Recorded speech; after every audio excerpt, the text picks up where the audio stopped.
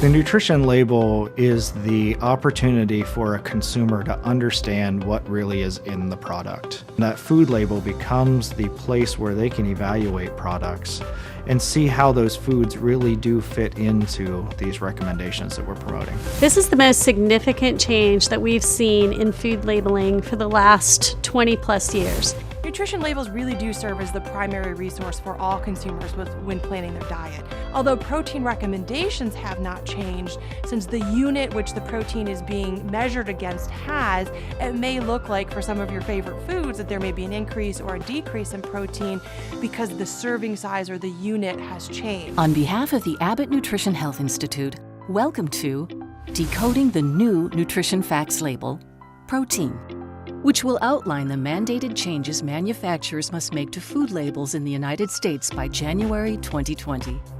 This program will focus on protein, featuring Beth Johnson, Principal and CEO of Food Directions LLC in Washington, D.C., where she helps clients gain valuable insight into the U.S. Department of Agriculture, the Food and Drug Administration, and the Centers for Disease Control and Prevention. She was also formerly the Acting Undersecretary for Food Safety at USDA. Dr. Christopher Taylor, an Associate Professor of Medical Dietetics at The Ohio State University in Columbus, Ohio. Dr. Taylor has spent 16 years exploring how lifestyle factors impact obesity and chronic diseases. He also currently serves on the editorial board for the Journal of Nutrition Education and Behavior. And Dr. Christina Sherry, the Medical Science Liaison at Abbott Nutrition in Columbus, Ohio. Decoding the new nutrition facts label. We're going to talk about protein and what impacts the label changes have on protein. As a disclosure, this educational event is supported by Abbott Nutrition Health Institute, Abbott Nutrition. So our objectives for this presentation are to recognize significant changes to the Nutrition Facts Panel as they relate to protein. First, we're going to start with an overview of the Nutrition Facts label itself. Prior to 1990, most packaged foods did not have nutrition information. In 1990, Congress passed the Nutrition Labeling and Education Act, giving FDA the authority to require nutrition information on most packaged foods. Before we start talking about what changes have been made and why they were made to the Nutrition Facts Panel in the most recent rule, published in 2016, we're going to talk about the impact of what those changes have on manufacturers, healthcare practitioners, and consumers. For manufacturers, they're facing questions about whether or not to reformulate a product to meet new recommendations or to meet expectations of consumers. They're looking at whether or not content claims, nutrient content claims have changed or potentially gone away because of the changes relative to the recommendations and the requirements on the label. Serving sizes have changed for particular foods. About 25 items have changed serving sizes, and we also have some new serving sizes for foods that weren't around in 1990. And then also because of the focus on certain ingredients and certain nutrients, we may see changes to ingredients. Manufacturers are going to have to look to see what they want to do and if they want to change the ingredients they're currently using. For healthcare practitioners, all of these changes are going to impact doing a dietary analysis or menu planning. Recommendations as we move forward for the new label are different than they are today. Understanding what the recommendation for protein, carbohydrate, and fat, and the micronutrients and other nutrients are going to have a significant impact as you're putting together a daily or monthly diet for your patients and for your consumers. And also certain product recommendations are going to change as we find out more information about certain products. And then for consumers, as the labels change, they're going to see different information. Some they may care about, some they may not pay as much attention to. All of that may change their purchasing decisions. So helping them understand what the changes mean and how they can put that into their diet planning is going to be essential to the success of this label. So why is the label changing? Number one, it's been since 1990 since we've had a label. That's a long time. A lot has changed since 1990. Certainly we have updated science, we know more information, and also we have a better understanding of how consumers understand the information that's being used. When you see protein was on the label back then, but now it's going to be put in a different context because maybe there are different serving sizes, or because of the other nutrients that are added to the label, consumers are going to have different information to consider. Congress gave industry 2 years to implement these changes. Within that 2-year time frame, a lot of information is going to have to be calculated, it's going to have to be identified, particularly as it relates to other nutrients. Protein is largely going to stay the same. So unless there's a serving size change, we're not likely to see significant changes to the protein amount. There are some exemptions to updating the label, including foods sold for immediate consumption, foods with insignificant amounts of nutrients, infant formula, medical foods, which have a very specific definition, bulk foods for further manufacturing. None of those products have to have the new label on them. So the main area where protein is going to change is because certain reference amounts customarily consumed have changed. There are about 27 products that have changed their reference amount customarily consumed, or RACs as we often refer to them. And in turn, that changes the serving size for those particular products. Also, we have about 25 new RACs of foods that weren't available back in 1993, but are available today. So with those changes and with those updated serving sizes, we are going to have different amounts of protein reflected in the product. That's true for all the nutrients on the label when the serving size changes, but that is the one area where you will see a change in the amount of protein on the label. Now, the Nutrition Labeling and Education Act requires serving sizes to be based on what people are actually consuming. There's been some discussion about trying to change that to recommended amounts, but in fact the law is very clear and very explicit that it does need to be on what consumers are actually eating. That cannot change unless the law changes. The last update was a little over 20 years ago, so making sure that we reflect the average portion sizes of today is key as we move forward into the updated label. FDA has mentioned that over time and in the future, they may actually update additional RACs, and so it's something that we need to be watching for in the future. The example on the slide here is that this particular item, which is probably ice cream, currently would have 4 servings in that pint. Each of those servings would have 200 calories. With the updated serving sizes, that particular pint, as the label change is updated, would have 3 servings. Now, as we look at how the calorie level changes to that updated serving size, it's 270 calories. So again, protein would be the same way. As the serving sizes change, the protein amount is going to change. So how does changing the labels impact what we're going to see and potential reaction by the consumer, by industry, and others? Certainly, we are seeing new and updated RACs, or serving sizes. The RACs determined what the serving sizes are going to be. Serving sizes have to be in household measures. RACs are in the gram amount that are customarily consumed. We're going to see potential for package size changes. With these change in serving sizes, a manufacturer may decide that it is beneficial to change the package size, either making it a single serve or something else.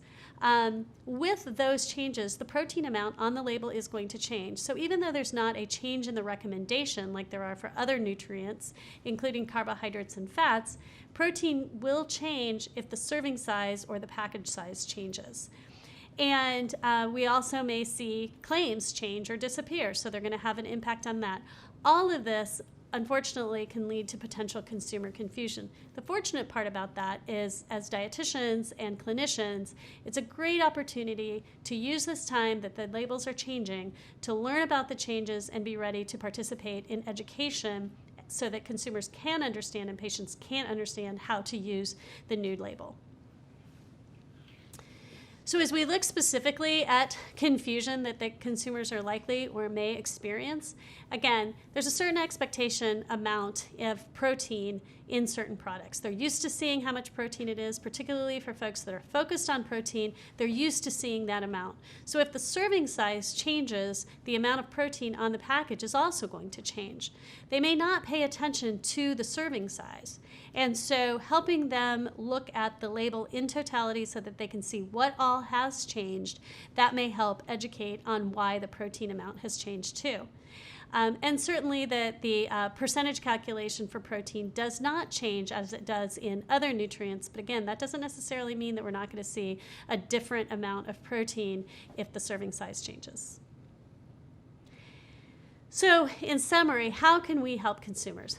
Education is absolutely essential. Helping consumers read the label and understand the label is very, very important. And something as experts, clinicians, dietitians, you can play a key role.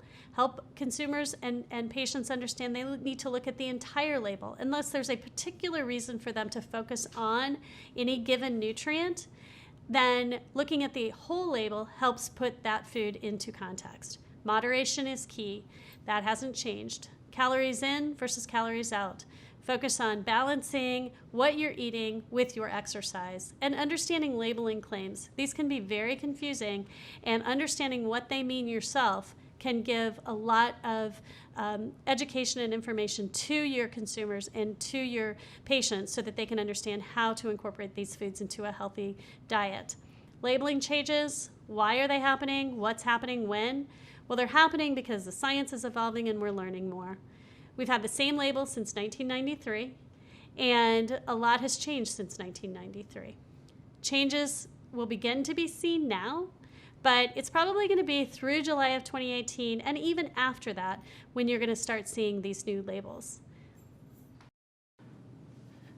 In this module, I will describe protein metabolism and how we use proteins for different functions within the body.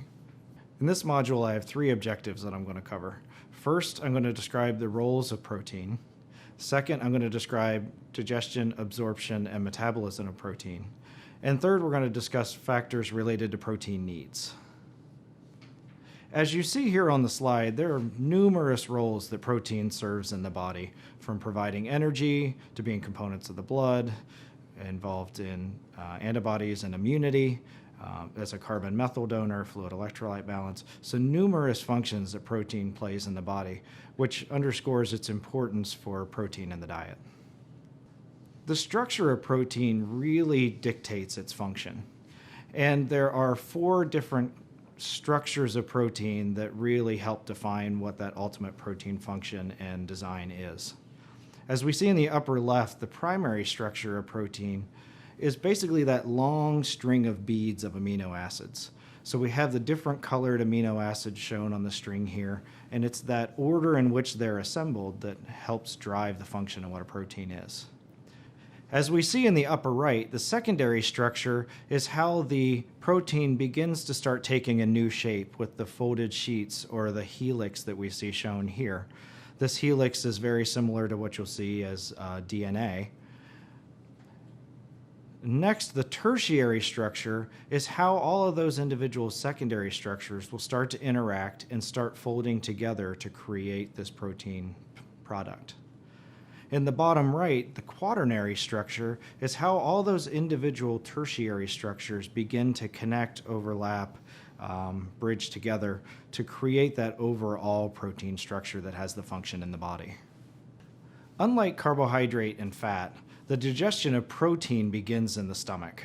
So as food moves into the stomach, gastrin is released from the stomach lining, and gastrin stimulates the release of gastric acid or hydrochloric acid. That hydrochloric acid begins to break down that quaternary and tertiary structure of the protein and starts to create a long string to unfold this protein for digestion. The function of gastric acid will also convert pepsinogen into pepsin, which is an enzyme that is used to break those long polypeptide chains into shorter polypeptide chains to start the process of digestion. As food moves into the small intestine, this will stimulate the release of secretin from the small intestine, which is a hormone that will circulate through the blood. It will go to the pancreas and stimulate the release of bicarbonate and proteases that are used to continue protein breakdown. These different proteases include trypsin, chymotrypsin, and carboxypeptidases that will help break those long polypeptide strings into dipeptides and short polypeptides. So regardless of the protein source, the long string of beads of amino acids will be broken down into shorter strings and ultimately down into individual amino acids that will pass into the enterocyte through two different pathways. The pathway on the left is a passive diffusion where the amino acids are brought into the enterocyte through a facilitated fusion process across a concentration gradient.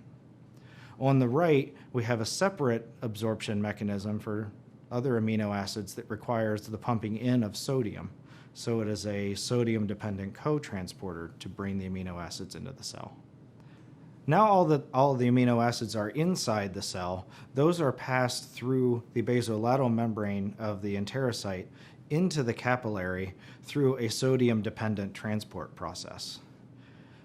Once these have been absorbed into the capillaries, they're passed through the capillaries to the liver for utilization. So now that we have absorbed protein in the form of amino acids, it's been taken to the liver. These amino acids can be used throughout the body to create proteins. Our process of synthesizing proteins is coded in our DNA. So our DNA creates the template that we're going to use for every protein that we're going to create. So this DNA is then transcribed by messenger RNA, or mRNA, shown here inside the nucleus. This mRNA is going to make a mirror copy of that blueprint. Then that messenger RNA is going to pass out into the cytosol, into the ribosomes on the endoplasmic reticulum, to then translate that mirror copy by creating the long string of beads of amino acids that's been coded from that DNA. Once we've created that long string of beads, it's going to continue the folding process through the secondary structure, the tertiary structure, and the quaternary structure that will create that final protein that can carry out its function. Because the proteins that we're going to create in the body are going to be made from individual amino acids, it's important that we have all of these amino acids available for a function. We have a handful of amino acids that are essential in the diet because we cannot create them ourselves, so they have to be obtained from the diet. Not all protein sources are created equal, as animal sources have a more complete profile of essential amino acids, while our plant-based sources of protein don't have all of the essential amino acids that we need in the diet. So it becomes very important when we're consuming plant products that we identify the amino acids that are lacking and pair those with other food products that will provide those essential amino acids.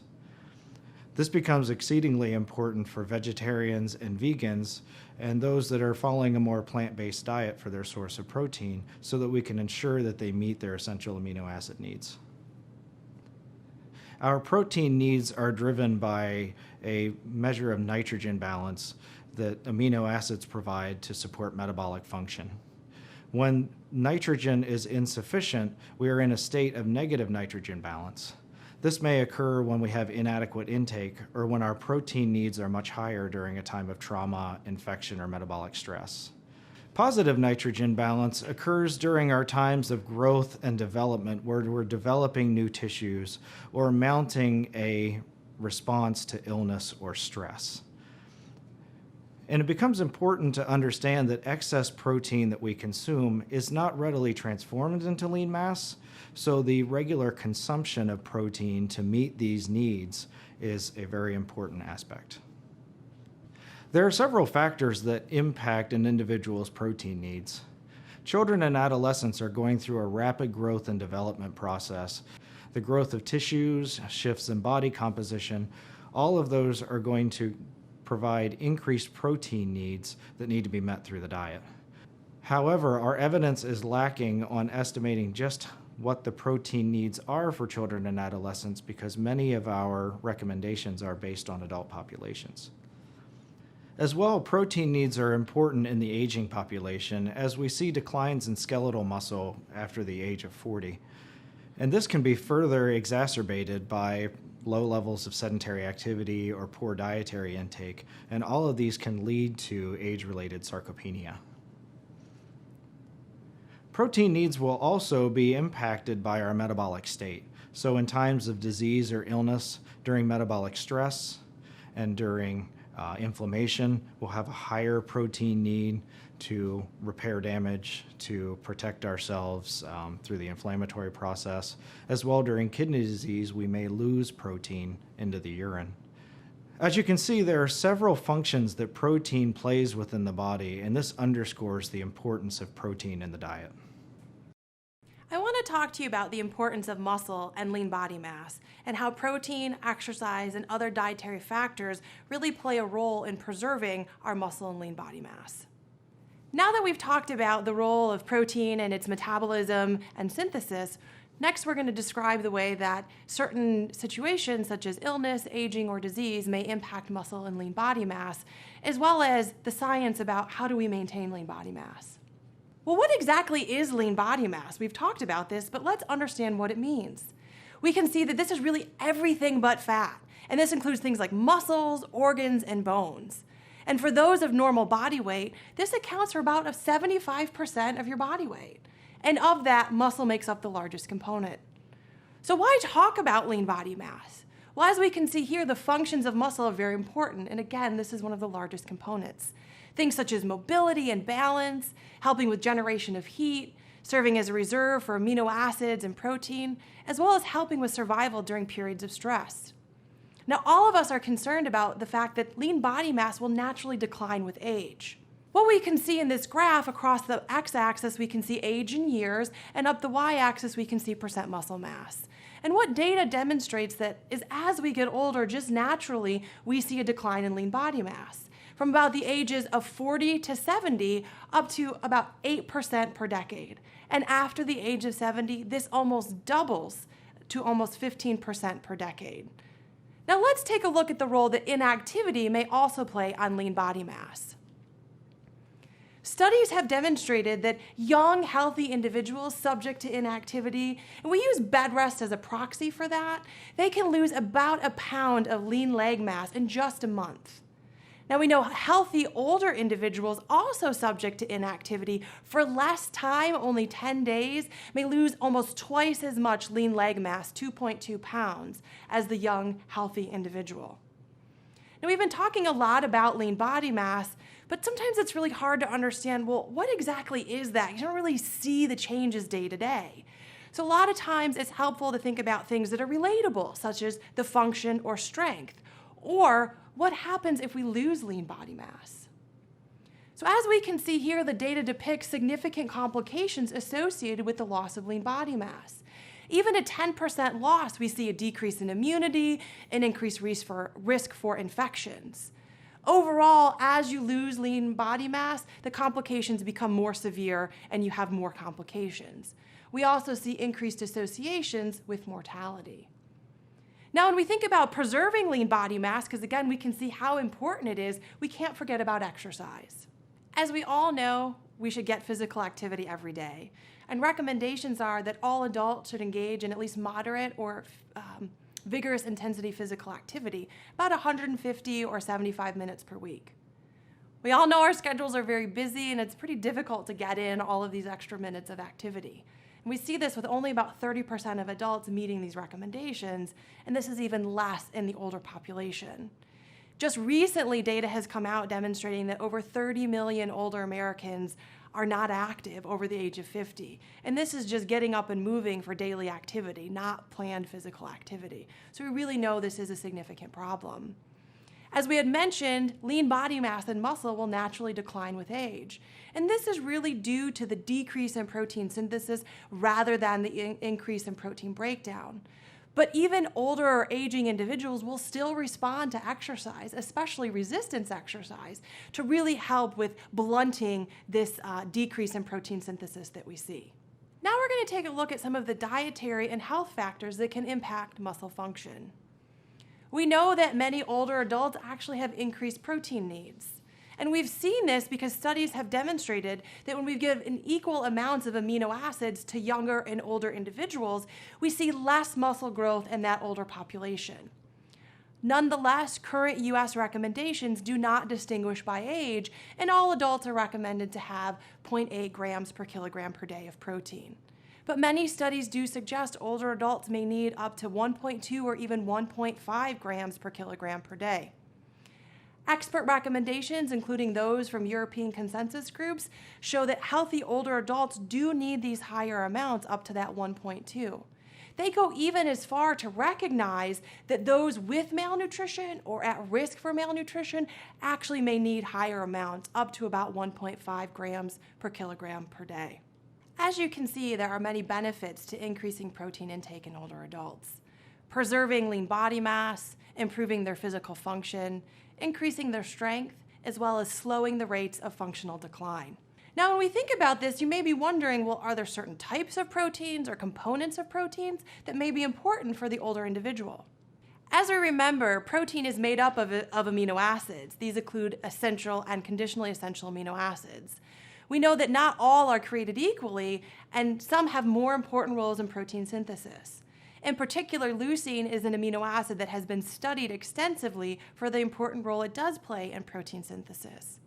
In certain situations, such as catabolic stress, which is experienced often in the older population, we know amino acids such as arginine and glutamine may become conditionally essential. And these types of conditions that we're talking about are things such as wound healing or recovering from surgery. And studies have shown that arginine and glutamine are important for wound healing and immune function. Now, we can't forget about energy balance because protein and amino acids alone are not going to be all that we need for muscle health. We know that our skeletal muscle serves as the primary reserve for amino acids and protein when those needs are not met by dietary intake alone. And in stress states, again, which we know older folks experience more frequently, there may be a higher than normal amount required of protein to facilitate healing and recovery. As we know, there are many other dietary factors that also play an important role in muscle health. So let's talk about one of them called HMB. HMB, or hydroxymethylbutyrate, is a bioactive metabolite of the amino acid leucine. And remember, we just talked about how important leucine is for muscle health. This is naturally found in human muscle cells and in small amounts in food. And when we say small amounts, we mean small amounts. As we can see here, anywhere from 6,000 to 10,000 avocados are needed to get about 3 grams of HMB. And that 3-gram amount will come in when we review the clinical studies. Now, research has shown that the way HMB exerts its effect, its protective effect, is through an anti-catabolic mechanism. So again, against the breakdown. And we know this is in 3 main ways: through the regulation of protein synthesis, decreasing protein degradation, as well as stabilizing the muscle cell membrane. You may not be very familiar with HMB and may wonder about its safety and efficacy. So let's take a look at that data. Here we can see over 20 human clinical trials in a wide variety of populations have been done to support the effectiveness of HMB. And things such as delaying the onset of muscle soreness and markers of muscle damage, increasing lean body mass without increasing fat, as well as increasing strength. Well, what about the safety? HMB is an ingredient that we call GRAS, or generally recognized as safe by the US FDA. And we know that numerous studies have been done using that 3 grams of HMB that we talked about earlier. And this, again, is in a wide variety of individuals, men and women, those who are young and old, as well as exercising and sedentary populations. All of these studies have demonstrated that HMB did not adversely impact markers of health and function, things we're used to seeing, such as blood chemistries, blood pressure, or hematology. Now let's take a look at some of the most recent clinical evidence supporting the role of HMB. When we think about an ingredient such as this that's been widely studied for so long, we usually look to meta-analyses to understand what is the totality of evidence. And again, this reviews very similar studies that had similar designs or outcomes to see what does the whole picture look like. So here we're going to review 2 of these meta-analyses. One, published in 2013, looked at 39 different studies, and this again was in a wide variety of individuals. And this meta-analysis demonstrated that HMB was effective in preventing exercise-related muscle damage, as well as preventing muscle loss during chronic diseases. More recently, in 2015, a study was published using 7 clinical trials, a few less, but that's because it was on a specific population of elderly individuals. And this study demonstrated that HMB was effective in preserving muscle mass in older adults. As you can see in the data represented on this slide, on the top half, the diamond is to the right of the midline, representing that there is a positive impact of HMB on muscle mass. And in the bottom part of the graph, when the diamond crosses the midline, we see that there was no impact on fat mass. Next, we'll look at 2 of the most recent clinical trials published on HMB. First, in 2013, this study looked at individuals who were subject to 10 days of bed rest. And remember, we use this as a proxy for inactivity. This was followed up by resistance training, and those individuals consumed a supplement with or without HMB. As we can see the graph representing on the slide, those in the control group that did not receive the supplement for HMB, not surprisingly, lost lean leg mass when they were subject to 10 days of bed rest. And those individuals consuming the supplement had less loss of muscle mass. And just earlier this year, a study was published looking at the impact of HMB in a nutritional supplement that had high protein, and how this may impact older, malnourished, hospitalized patients if they were to consume this supplement during their hospital stay. Although there was no difference in the composite outcome of 90-day readmission or death, we did see about a 50% reduction in mortality for those individuals consuming the supplement that was high in protein with HMB as compared to those consuming a placebo. Additionally, those individuals also saw improved odds of better nutritional status after they consumed the supplement. Now, I hope I've impressed upon you the importance of lean body mass and protein and overall health and function. We know that there are many components that go into preserving lean body mass, such as protein, exercise, and other bioactive dietary factors.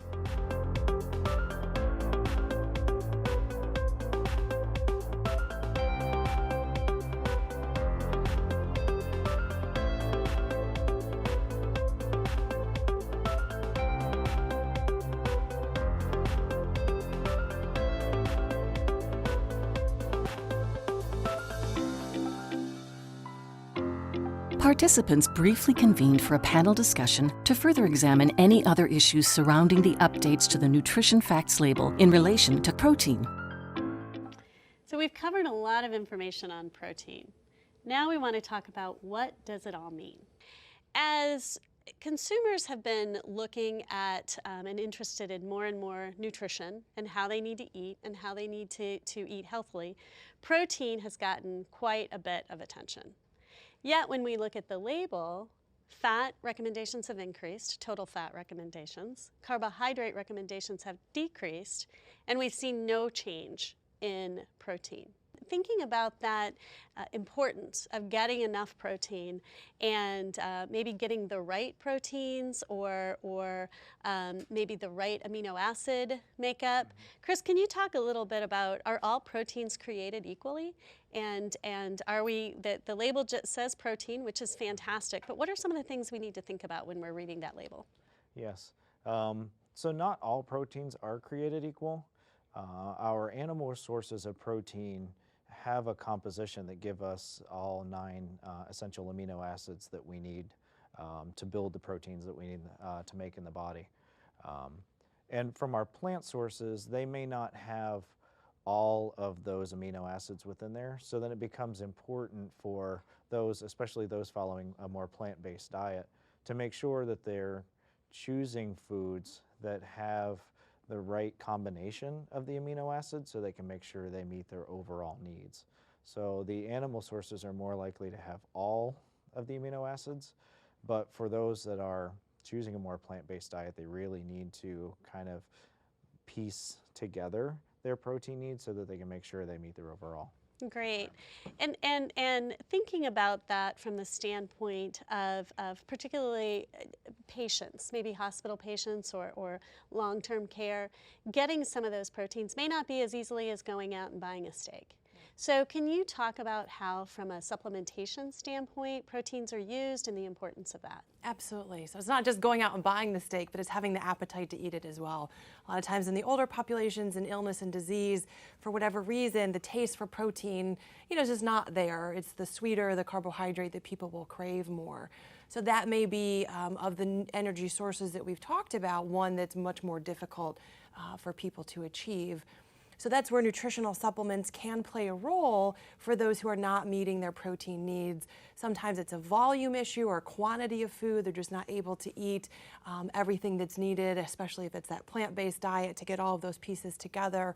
So it really does serve as an ability to make sure the complete protein and the quantity of protein is needed in some of those certain populations with those limits, such as the appetite or the volume or just the ability to acquire those quality protein sources. Chris, as we look at the label, and obviously we've got good information now on carbohydrates, we've got a wealth of information on fats and what we need to focus on, and the protein. Then how from a body and metabolism perspective, how should we think about making up our whether it's 3 meals a day or snacks and meals? How should we look at creating that balance with the 3 macronutrients?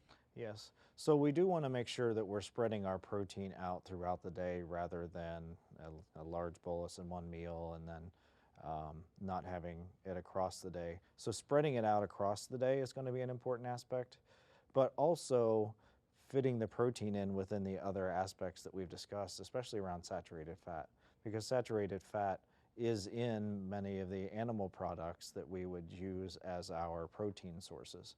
So in choosing protein sources that help meet our protein needs, we also need to make choices around added sugars, around saturated fat, so that we're making leaner choices in our protein so that we can get the protein that we need while also staying within our broader recommendations. So Christina, a lot of times when consumers go to the store, they want to have a quick understanding of what's a good source of protein or maybe an excellent source of protein. They just want to be able to glance at the product and be able to tell. Can you help us understand how a customer in a grocery store would be able to make that determination?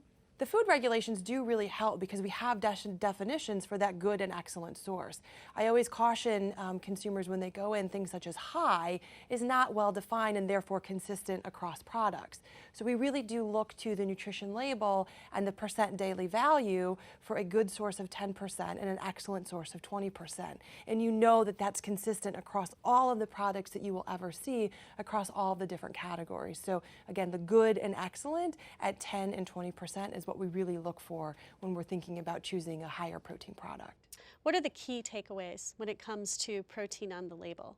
Do you have some thoughts on what you think that we want to make sure that consumers are going and clinicians are going to get from the updated label as it relates to protein?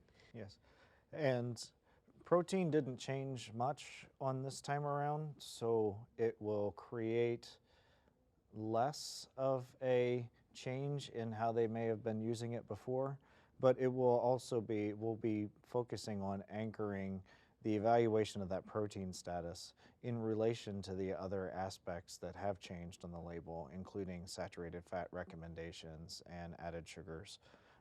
So how do the foods that are consumed as protein sources help meet the needs that we have for individuals following a plant-based diet, making sure they're meeting those individual needs as well as the other nutrients that go along with protein foods, and then consuming products that are lower in saturated fat, especially when we're dealing with our animal products, to hit that overall dietary pattern so that protein is seated as a healthy choice within the overall picture of the diet. Thank you for participating in this program, Decoding the New Nutrition Facts Label, Protein. We hope that this program will further your understanding of the mandated changes in nutrition labeling practices and support your effort to help you and your patients stay healthy and informed.